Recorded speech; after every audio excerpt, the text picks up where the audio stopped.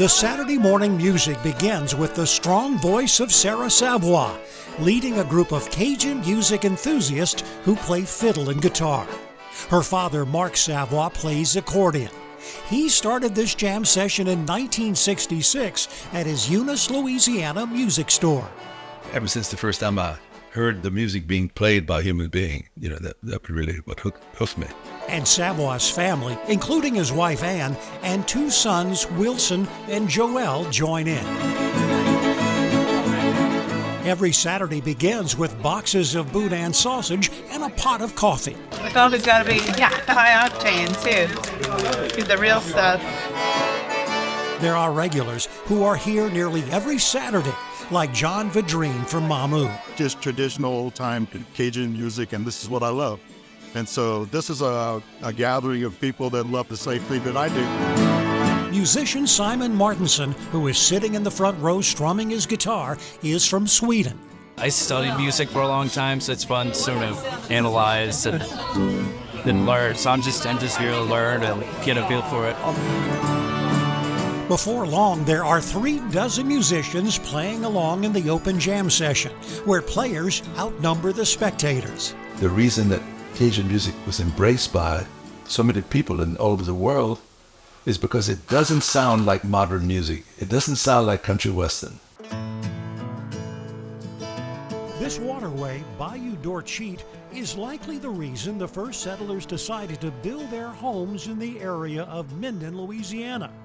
But it was land that had been occupied for centuries by Native Americans. There were Caddo Indians that were in the area. Many of our place names, like Bistineau, Dorcheat, the community of Shongaloo, they take their names from those original Native American names. Jessica Gorman is director of the Dorcheat Historical Museum in Minden, which has a collection of Native artifacts. This street out here, whenever it was still dirt, after it would rain, you could go out here and pick up arrowheads.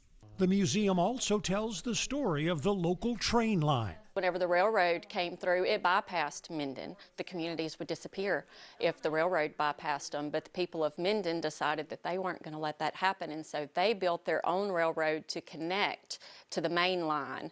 You can step back in time as you step inside this 1850s cabin from a nearby village in Webster Parish. And a centerpiece of the museum tells the story of one of the darkest times in the history of Minden. You had what's called the disastrous year in Minden. What happened? In 1933, there was a tornado that destroyed much of the town. There was a fire that destroyed most of a block of downtown. There were floods, and there was a bank that failed, all in the same year. But right here, I'm going to do a little song that I recorded some years back by Lead Belly called the Rock Island Line. Louisiana blues musician Chris Thomas King plays one of many songs popularized by Lead Belly, a legendary singer from the early 20th century, whose music influenced performers from Bob Dylan to the Carter family to Led Zeppelin.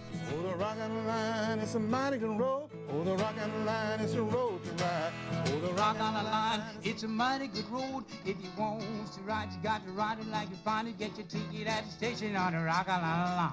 Lead Belly, whose real name is Hudie Ledbetter, was born in the northwest Louisiana town of Mooringsport along Caddo Lake. You can find his grave in a cemetery behind the nearby Shiloh Baptist Church. The grave features Lead Belly's signature 12-string guitar. King has written and published a history of the blues, and he has portrayed Lead Belly on stage in a community play. So as you played this character, obviously you want to know as much about him as you can. Mm-hmm. You want to try to act as you think he would have acted.